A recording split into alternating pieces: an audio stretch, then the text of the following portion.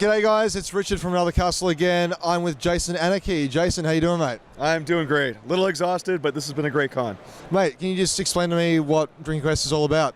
Sure, yeah. It's a half tabletop RPG, half drinking game. So it's like a picture of pocket Dungeons and Dragons, but when your character dies in the game, you have to chug your drink in real life to continue. So the whole game is built around this real life sense of danger. I released the first game in 2011. I've been doing a game a year since then, and yeah, last year we just came out with a big compilation, Trilogy Edition. It's got all 3 games in it, a whole bunch of new stuff. And in a month, I'm coming out with kind of the opposite of Drinking Quest. It's another casual RPG, but instead of being funny because it's loud and obnoxious, it's funny because it's quiet and introspective and told through haiku. It's called Haiku Warrior. Yeah, it's such an obvious idea. Like, I think you'd just be printing money just from this idea alone. Yeah. When I did the first run of games, I don't know, I didn't know what I was doing, and I'm like, I'm going to spend $6,000 and print this run of games and see what happens.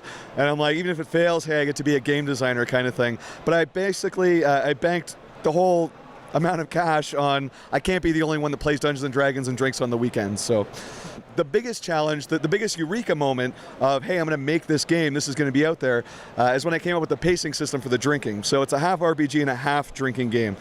Each game is divided into 4 quests. It's a 2-hour game. If you have to chug more than once in the same quest, you just do 3 swigs. That way everybody finishes the game. Nobody goes to the hospital. Now, you brought a drinking game to Australia. How fast did you sell that out? Less than a day and a half. I start getting tweets, Facebook messages, emails. People are like, oh, I'm at your booth. There's nothing here. There are no games, as you can see. And that's a demo. That one doesn't count. And so I came here. I'm like, let's do a pre-order. Write your information on this piece of paper and give me some money. And those have been selling just as well as the games. So here we are. So you're saying you'll get the game if you give me the money now at some point in the future, and even that has been selling gangbusters. Australians are very trusting. So we are, yeah, we are, aren't we? What's the inspiration for the comedy there? Oh wow, yeah. That's just my comfort zone. That's just who I am. I've always liked being funny.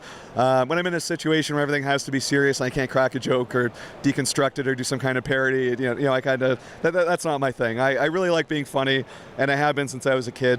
And basically, my game design experience, I went to school for business, and I had a ton of business experience. That's how I was able to publish it. But I've always been designing games since I was a kid, and running D&D games in fantasy settings. But I would always make them funny and make my group laugh, and I always keep it on the lighter side. So designing this was really natural. That's always been the hidden ingredient. People come for the drinking meets RPG mechanic. It's like, I wonder how that's executed. I wonder how they deliver on that promise. But then secretly they're laughing the whole time at the cards. So I very slyly established myself as both a game designer and a comedy writer with this series.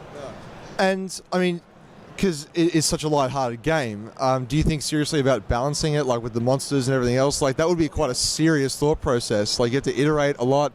How did you go about doing that? Yeah. So that's all really balanced stuff, and you use Excel spreadsheets for things like that. And you do quick playthroughs where you're not actually playing, but you're just doing the moves and what ifs and stuff like that. And you're obviously not drinking through most of the play testing. And a very common question I get is, "Oh, that must have been a lot of fun to play test, eh?" And I'm like, yeah, and I kind of go along with it. But it's like, there was very little. I did a few drinking nights when we did it, but it's just about numbers. It's like, okay, this game, player 1 had 3 chugs. Player 1 had 5 chugs. Player 3 had 0 chugs. It's just about finding the math and the balance, and what is the range of each game, and what is the average game kind of thing. So, and it's all about spreadsheets when I design that stuff. RPGs are all about numbers. So, yeah. Is this your bestseller? Is this your magnum opus? Well, Trilogy Edition, I skipped a year of doing a Drinking Quest game because this is the best. This is going to be hard to top. It's too good. So that's why I did Haiku Warrior. That's why I did something different this year, because this needed time to breathe. So where can people find Drinking Quest? Because I can't find it here. Yeah, it's we've got major distribution in the US and Canada. It's in stores there. It's available at drinkingquest.com worldwide. We undercut Australian shipping, so it's $22, but we only charge like $7 or $8 or something. I can't remember what it is. And at conventions, and here I am. I am a traveling merchant. I love Australia. This is great. So people told me ahead of time, they're like, yeah, they're pretty appreciative if you make the effort to come out. And that is an understatement. It's been pretty amazing. So Thanks for your time for interviewing, and good luck with everything in the future.